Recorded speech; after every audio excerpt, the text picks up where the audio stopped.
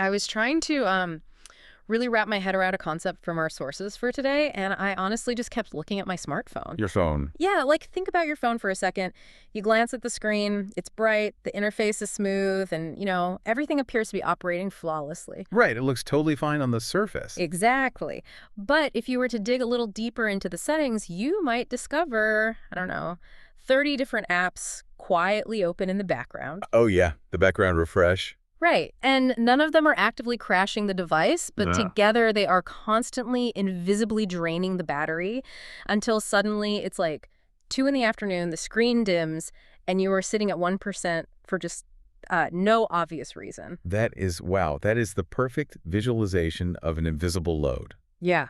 Absolutely. Mhm. Because the hardware isn't broken, but the system's processing power is just entirely maxed out by these background tasks you aren't even consciously monitoring anymore. Well, that creeping battery drain is the exact tension we are exploring today. Welcome to today's deep dive.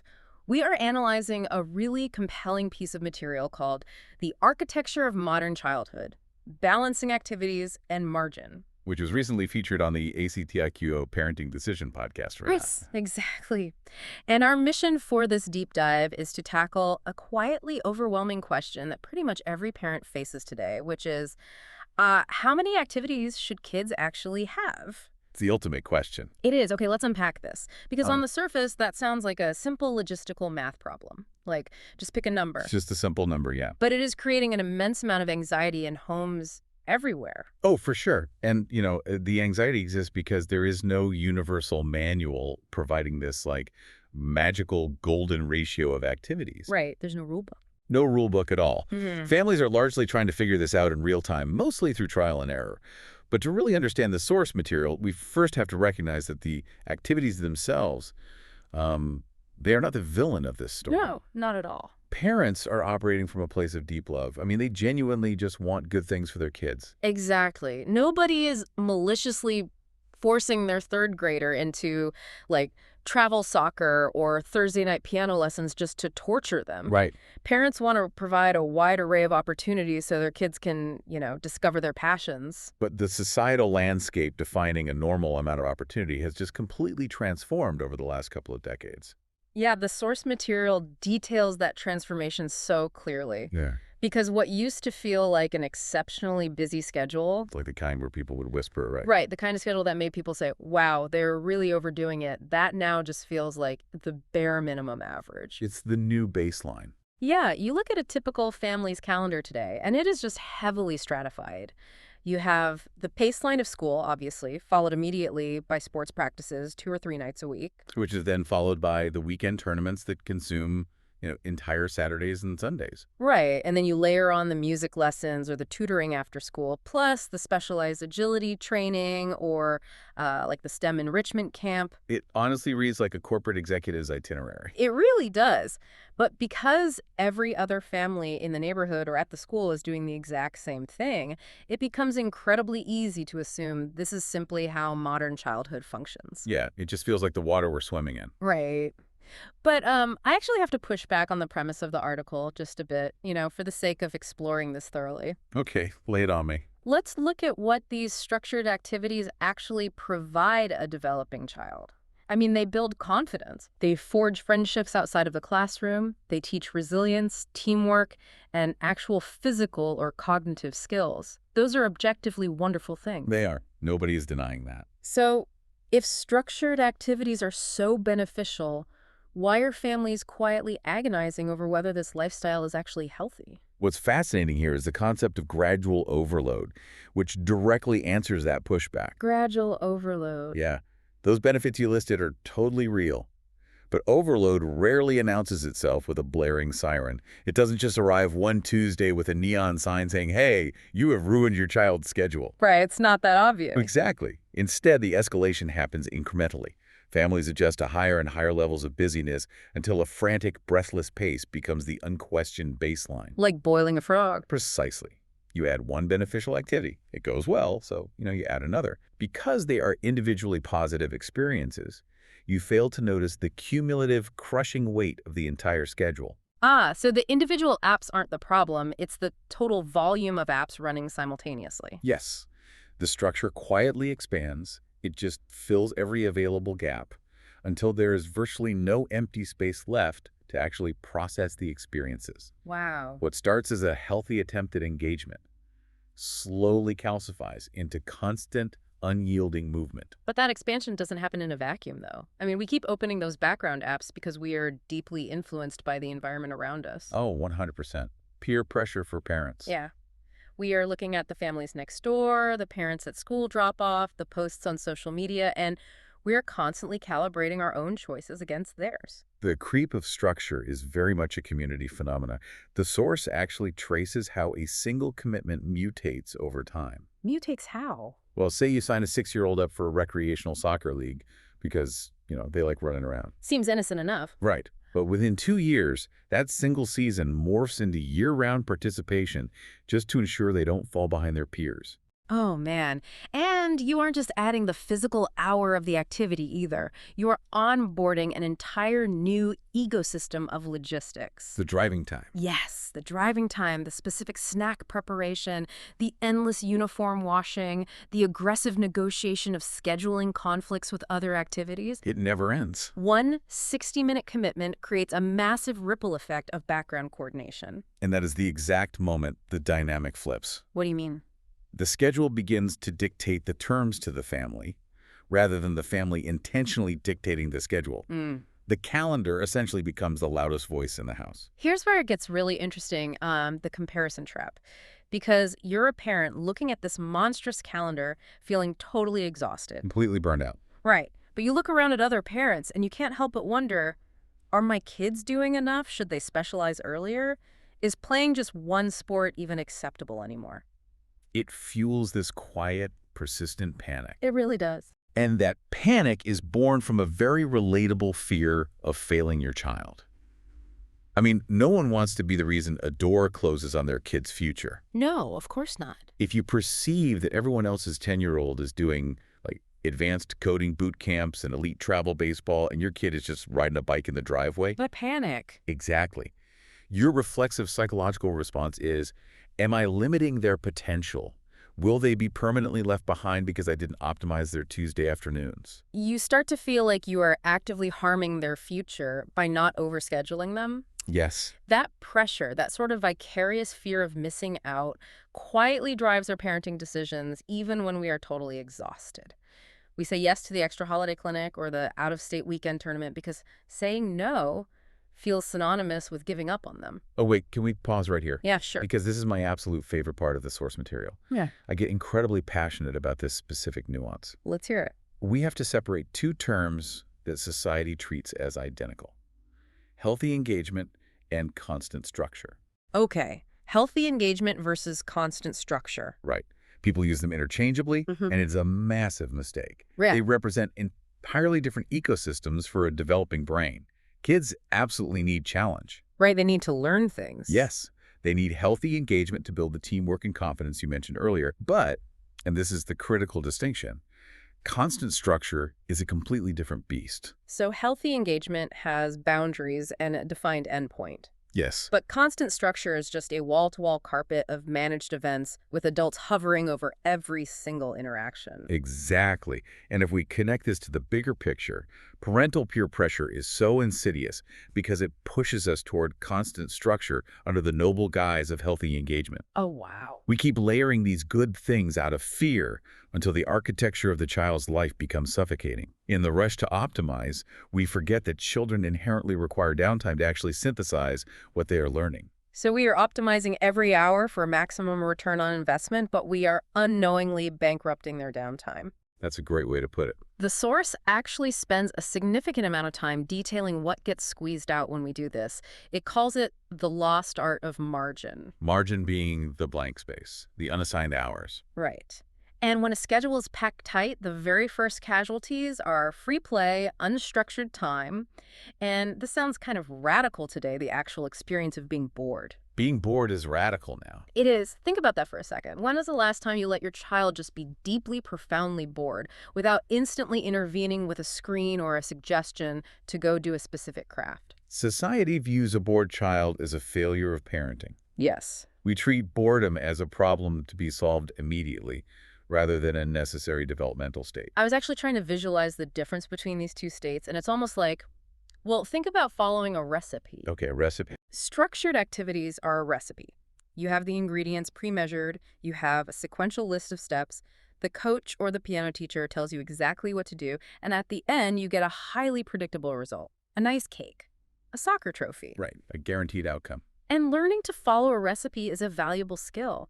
But unstructured time, that blank margin, that's like being locked in a kitchen with a pile of random ingredients, zero instructions, and being told to figure out how to feed yourself. Oh, I love that. Both scenarios are necessary, but that second one, that's where you learn how to actually survive. That's where true, gritty independence is forged. That's a really compelling visual, though I'd argue unstructured time is even messier than that. Messier, how? Well, it isn't just about inventing a dish.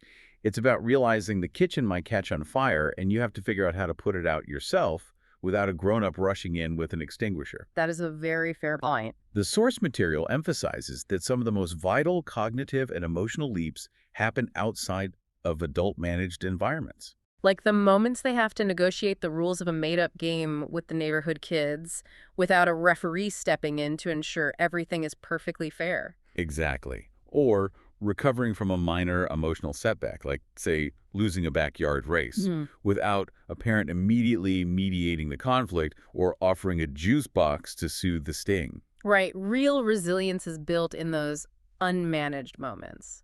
But the ultimate tragedy of modern family life is that these developmental milestones are invisible. Yeah, you can't really put successfully negotiated an argument over who gets to be the pitcher in a wiffle ball game on a college application. You certainly can't print a certificate for stare-to-the-ceiling fan for an hour and independently processed a stressful day at school. No, definitely not. Because we exist in a culture that exclusively rewards the quantifiable measures, the medals, the standardized test scores, the public recitals.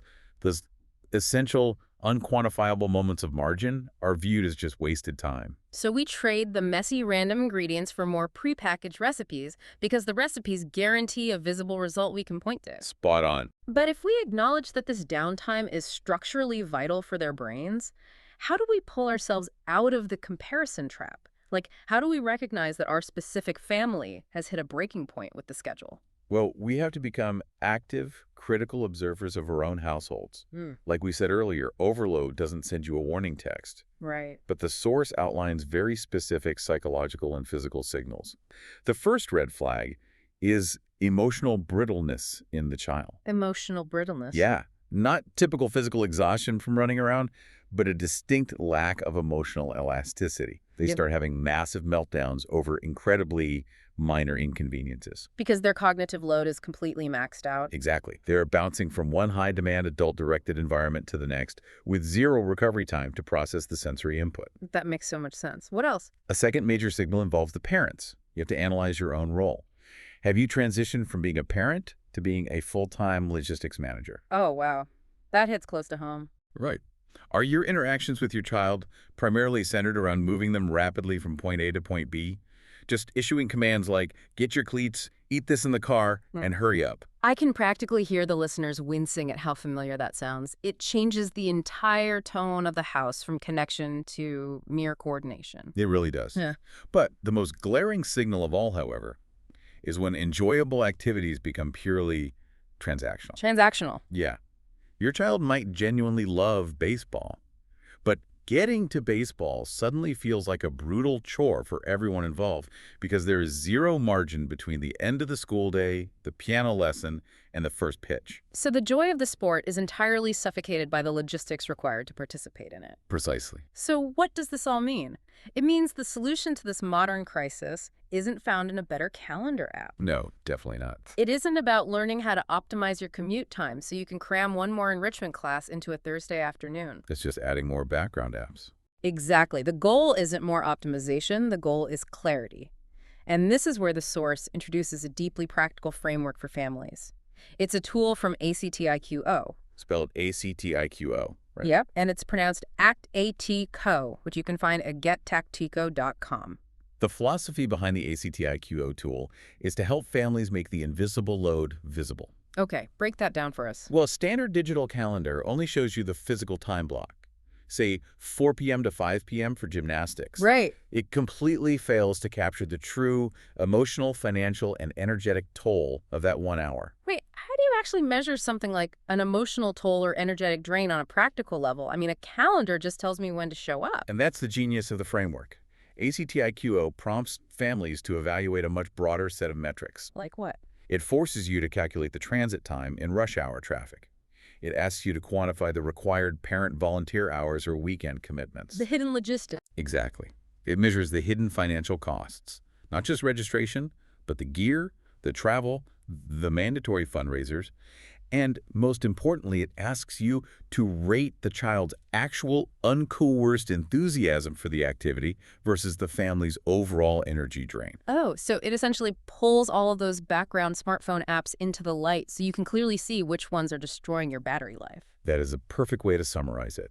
And this raises an important question, and it really represents the fundamental paradigm shift families need to adopt. What's the shift? We must completely abandon the original question. How many activities should kids have? Right, because that question is inherently flawed. It assumes a universal numerical answer exists. Exactly. Instead, the framework pushes families to ask a diagnostic question. Does this current schedule feel sustainable for our specific family dynamic? Wow. Is this collection of commitments generating energy, or is it systematically draining it? Does the child exhibit authentic joy, or are they just going through the motions to appease the adults?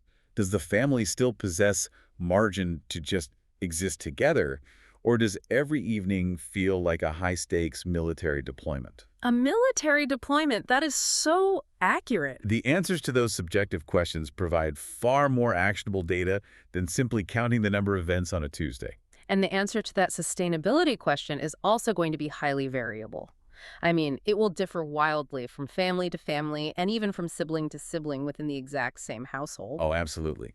Some children possess a temperament that thrives with a higher degree of structure. They enjoy the rhythm and the constant engagement. While others don't. Right. Other children are highly sensitive to sensory input and require vast amounts of unstructured recovery time to function well. Furthermore, sustainability changes based on the season of life. Like summer break. Exactly. A summer break might naturally accommodate more activities.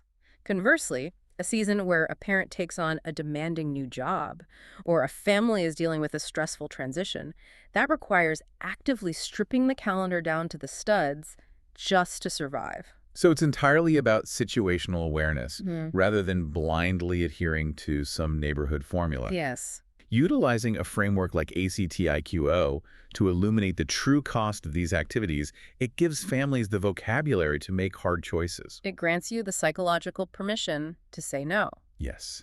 To say, this is simply too much for our current capacity. We're going to stop serving them prepackaged recipes for a few months and let them figure out what to build with the random ingredients. And the relief that comes with that permission is just profound. It anchors us back to the core truth we started with. Structured activities are inherently positive. But constant, unyielding structure is detrimental. Exactly. Let's make sure that specific distinction sticks with you as we wrap up today's deep dive. The opportunities you are providing your kids are wonderful. They really are. You are a dedicated, loving parent for wanting them to experience the world and develop new skills. But a meaningful, successful childhood does not require every single hour to be ruthlessly optimized. Oh, it doesn't. In fact, a developing brain desperately requires the unoptimized hours. It needs the boredom. It needs the blank margin to process the world. Which leads to a fascinating and, frankly, somewhat provocative angle to consider as we close. Oh, what's that? We have spent this entire discussion analyzing the immediate impact of constant structure on a child's current development and the family's daily stress levels. But zoom out and consider the long-term trajectory. Okay, looking ahead. If a generation of children is raised completely stripped of margin, if they never experience the freedom to be bored, to invent their own games, to resolve their own disputes, without an adult mediating the process. Oh, I see where you're going with this. Yeah. How are they going to function when they finally graduate into adulthood? That is a staggering thought.